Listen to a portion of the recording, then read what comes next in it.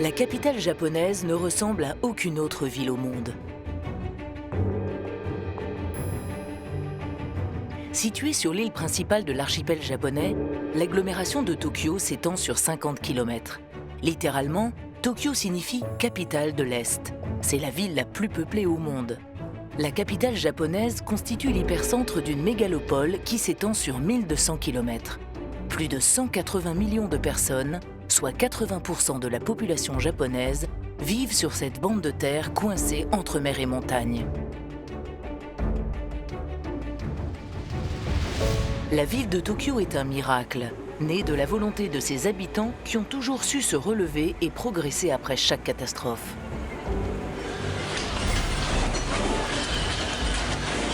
Car vivre à Tokyo, c'est apprendre à cohabiter avec les dangers des éléments naturels. Pour nous, Japonais, cela fait partie de notre culture. D'une certaine façon, nous sommes habitués aux cataclysmes. Chaque année, à travers le monde, il y a plus d'1 million de tremblements de terre, dont 100 000 ressentis par la population. Au Japon, une dizaine de séismes importants ont lieu chaque année. Une légende prétend que la grande île repose sur un poisson qui se débat de temps en temps. Cette haute fréquence sismique s'explique car l'archipel nippon se situe à la frontière de 4 grandes plaques tectoniques, pacifique, nord-américaine, eurasienne et philippine. On sait qu'on a une épée de Damoclès au-dessus de la tête, ou c'est plutôt une épée qui vient d'en dessous, pas d'au-dessus. Tout le monde sait que ça peut arriver, mais on fait avec.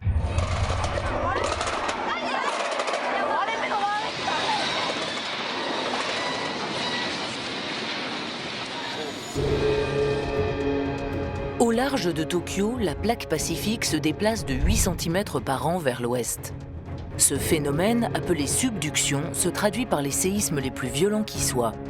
Les plaques entrent en collision, provoquant une tension qui augmente. Et un jour, ces frottements finissent par libérer une force qui génère une grande vibration.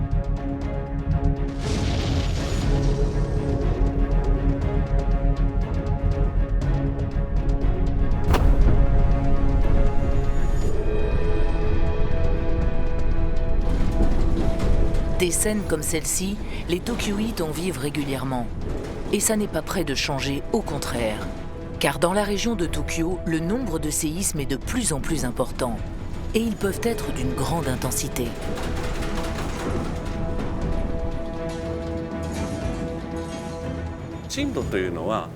L'intensité permet de mesurer précisément comment dans chaque région, chaque endroit a été secoué.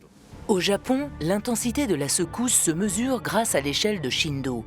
Elle décrit le degré de tremblement d'un point donné à la surface de la Terre. Plus le niveau est élevé, plus les dégâts sont importants. Au niveau 4 de l'échelle de Shindo, les gens sont effrayés. La plupart des personnes qui dorment se réveillent. Au niveau 5, les habitants ont du mal à se déplacer. Beaucoup de murs non renforcés s'effondrent. Au niveau 6, les tuiles et les vitres de certains bâtiments se brisent et tombent. Au niveau 7, les murs s'effondrent.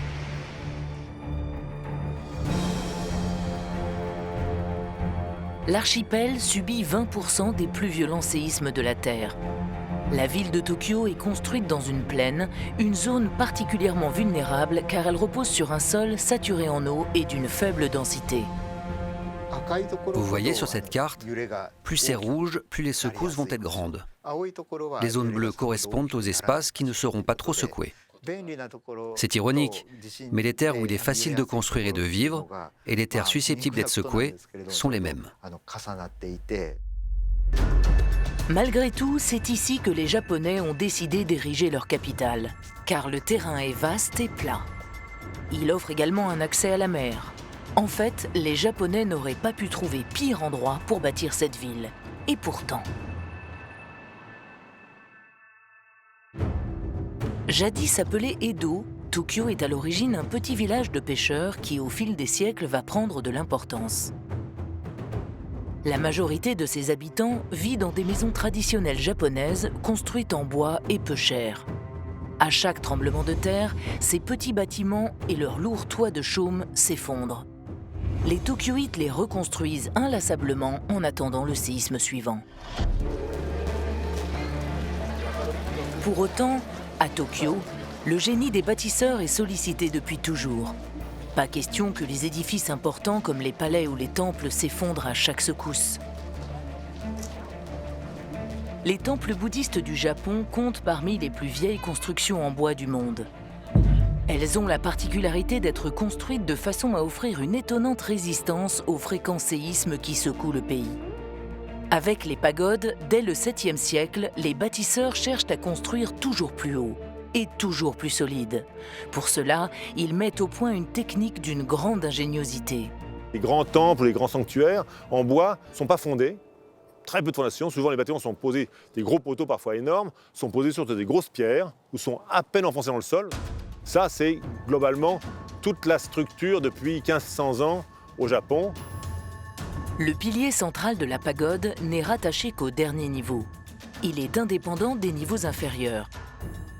Grâce au pilier central, toute distorsion due à un tremblement de terre est répartie uniformément sur les 5 niveaux, évitant ainsi que le choc ne se concentre en un endroit et ne provoque une rupture. On avait des bâtiments souples qui, plutôt que de résister, c'est l'histoire du chêne et du roseau. Le chêne, non, le roseau, oui. Le bâtiment bouge avec, comme voilà, bouge avec et encaisse la secousse. Sur ce type de bâtiment, il n'y a jamais eu de cas d'effondrement. On peut affirmer que ce système est efficace. Des constructions solides, mais capables de se déformer, c'est le principe qui, une fois de plus, va être utilisé dans la construction du château d'Edo au XVe siècle. Pour protéger le palais, les bâtisseurs érigent des douves et des murs d'enceinte sur plus de 6 km.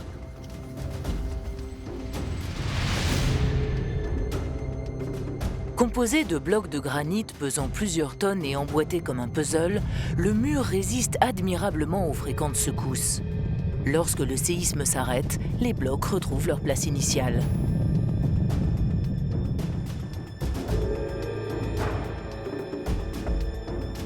Face au tremblement de terre, ces joyaux de l'architecture tokyoïte ont fait la preuve de leur solidité. En revanche, l'organisation traditionnelle de la ville avec ses petites rues et ses maisons en bois va s'avérer inadaptée. Et Tokyo va en payer le prix fort.